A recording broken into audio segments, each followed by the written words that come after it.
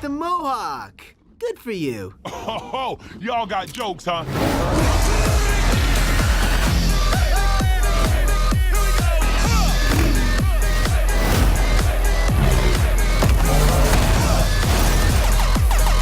Why are we going with the turtles? When something bad happens, you want to be with the turtles.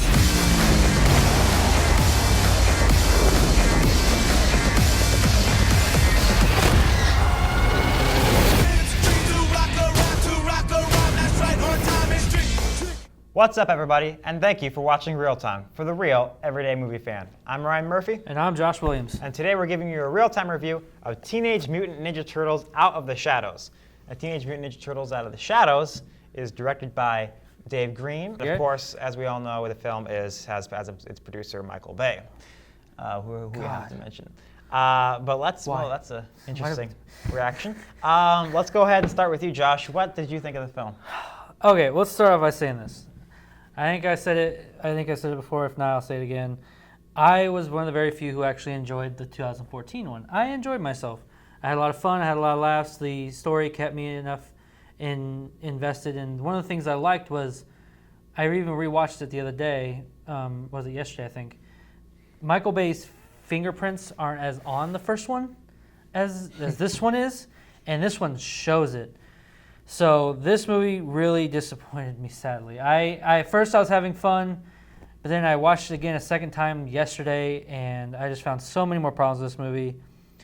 I was happy, but then I wasn't. And this is one of the movies where the bad outweighed the good. I'm sad to say it, because the first one, the good outweighed the bad. There was problems with the first one, storyline, whatnot, but I had a lot of fun with it. And I still have fun with this one, but we'll get into that. There's a lot of technical problems with this movie that I really had. I'll start off with a big one for me, the screenplay. I mean, the screenplay it blew my mind how there was just holes everywhere as far as in the storytelling. There was details in the storyline that made absolutely no freaking sense whatsoever. And the third act completely fell apart. I mean, it was going in one direction, right? And all of a sudden the third act happened when they're trying to do like the big climax and the big fight. And it just takes a right turn, and it goes not to just a different lane, but it like falls off the cliff. I mean, it was really sad.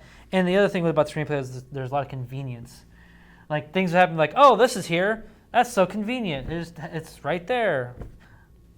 I'll keep going into other things. We'll keep banking off each other. What's some of the things you didn't like about it or did like? Well, this movie was dumb. I knew he thought the same thing. It was somewhat entertaining in certain parts, and it's kind of fun in certain parts, but the movie overall is just really, first of all, really obnoxious. And it's really cool because when you're like, the idea of seeing Bebop and Rocksteady on screen for me was like a really cool thing, because when you were a kid and you saw those, it was a long time ago, and my memories are kind of fuzzy, but I do remember them, and I don't remember them being this obnoxious. It's just aggravating every time they're on screen. It's like when you're villains, these are your villains, and you're trying to do this. It's aggravating. There's other scenes. Every scene with Will Arnett in this movie is just aggravatingly stupid. Aggravatingly stupid. You can't figure out how anyone with talent wrote scenes like this. So those things are just ridiculous. The story itself is very simplistic. I mean, it's more simple. I mean, obviously it's a Ninja Turtles movie, but it's more simplistic than you would expect any movie. In the age where we have like any superhero movie you go see has more to it than this movie. This movie is, and the climax just happens way too easily. Everything happens way too easily for them, and there just wasn't a lot to it. There's a lot of dumb stuff like that. There was still some fun stuff. I found myself like, okay, this is kind of fun. Plenty of the movie, but it just, in the end, it's just a really like hastily put together screenplay with some really stupid, obnoxious parts in it, and it's just, and they ruined some good characters. You'll probably get to that, but like, it's one of the biggest ones. He just said it. One of the biggest characters I think they tarnished was Casey Jones. Absolutely, Stephen absolutely. Amell. I mean, I don't know if this was rather being miscasted for casting Stephen Amell or misdirected, or even like just creating the wrong way to build this character. I think it's misdirection. We know Stephen Amell is cool. He can bring it. He shows on Arrow. He can bring both. He can bring some range. We know Stephen. That's why they cast him, because Stephen Amell is cool. But the script was just awful. I mean, his characterization is terrible. They completely made a new backstory for him than what you're used to in the actual comic books or even in the cartoon. And some of the lines that he just delivered, that's why it makes things misdirected, because when he reads off some of these lines, I'm just like, Oh my There's God! certain Did he really lines, just and say I think that? the Star Wars prequels prove this. There's certain lines that even the best actors can't do well. And for me, growing up, there are very few childhood cool characters that are just the great, cool, iconic characters for me that define my childhood, as much as Elias Koteas's Casey Jones. The Casey Jones that Elias Koteas played in the original movie is Loved him. Just great. Loved him. Had Awesome. edge, everything. They just neutered him in this movie Oh, so badly. completely. And I think they're trying to make it so he's cartoony, but you can't do that. Casey Jones is one of those characters, even in the cartoons where he was kind of grounded, he still had an edge to him. He was like Raphael. And they even had Raphael had a really good edge to him in this movie. Yeah. I don't know why they couldn't do the same. There's no with purpose him. to his character either. He's like in and out, and there's just like Yeah. they try and have a couple scenes where he has some storyline for it, and it just doesn't go anywhere. It feels really short and really kind of like thrown in there. Yeah, and even in And like it feels like he filmed it on a weekend kind of. Yeah, and like the him and Megan Fox, like April and Casey Yeah. Jones, I felt like it was a little too forced. Whereas before, like it was more organic in the original Absolutely. movie. Yeah. And Everything was more one of organic the in the original. before we get to some of the good things, hopefully because I have at least a couple. But the biggest one, besides the screenplay, the biggest problem I had, and it pissed me off, was, and I said in the beginning, this has Michael Bay's fingerprints all over it. It was almost like he saw the first one, was like, oh, this made some movie. I'm gonna get more invested. I'm gonna throw my sound bites in from Transformers. I'm gonna throw my explosions in from Transformers. I'm gonna make these car scenes where they're riding.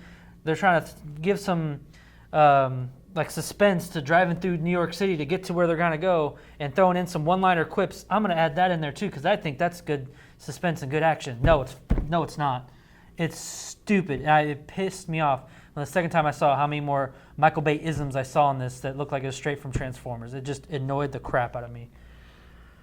But that being said, I think we'll both agree here the best part of this movie was the turtles. Everything involving turtles for me was amazing. I just really felt like they really worked well together. All of them, all the actors did a really good job. Wouldn't you even agree at all? I would agree. I mean, the first movie, one of my big problems with the first movie was that it felt like the turtles were kind of just skimmed over, and like because it was like CGI, I thought maybe they didn't have as much screen time. Yep.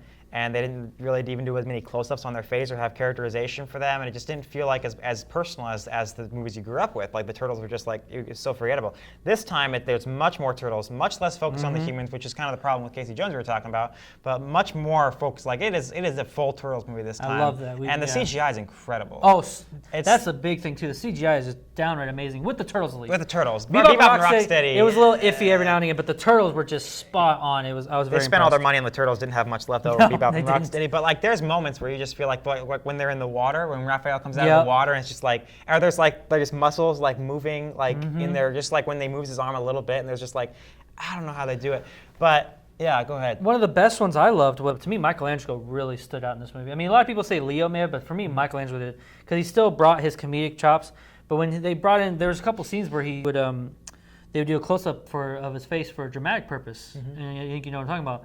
The CGI was so well done, but even then, the kid, Noel Fisher, who plays Michelangelo, did a great job in showing some good dramatic chops and really conveying a different side of Michelangelo that I personally don't think I've ever seen before. Yeah. And I was just very impressed with that. So I still don't think that they're as good or well done as the turtles I grew up with. I grew up with them too. Come on. Yeah, but yeah, I mean, there's more to it, but you know, it's. Yeah. So what would you say overall about the film? Give us a score out of 10 and whether it's worth the audience's money or not. I'd say it's just a simplistic movie. There's so many things that just are skimmed over and don't really amount to much, and I would say just it has so much dumbness to it. I would probably say like 3 out of 10. 3 out of 10. So yeah. What do you think? What do you say about the audience? Do you think it should go check it out? If you mean obviously, like I said, if you're a Turtles fan, if you'd like to go see summer blockbusters to see them, you're gonna go see the movie. If not, I wouldn't really recommend it. Like it's not the best movie out there for your money. Overall, I mean, I still had some fun, but only when the turtles were on screen. I mean, everything else surrounding them was just really piss poor. Even Shredder, which he was kind of the main focal point, and at the end, the third act, it just fell apart. He never does anything. Yeah, and it was very confusing in that third act.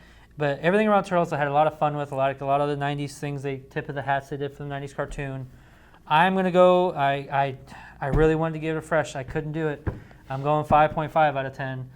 And if you are a Turtles fan, check it out. I think you'll still have fun because the Turtles are actually that much fun. That's the only reason I think my score is as high as it was. The Turtles were not as great in this movie, it would have been a lot lower. But I really loved the camaraderie and everything involving the turtles. So if you like them, if you like the Turtles movies, go see it. I honestly really can't recommend it if you're just the everyday moviegoer. I can't. All right. Well, that'll do us for today, folks. What did you think of the movie? Leave your comments in below and be sure to subscribe to our channel so you can see more of our content in the future. Thank you for watching, and until next time, thank you for keeping it real. With ReelTime.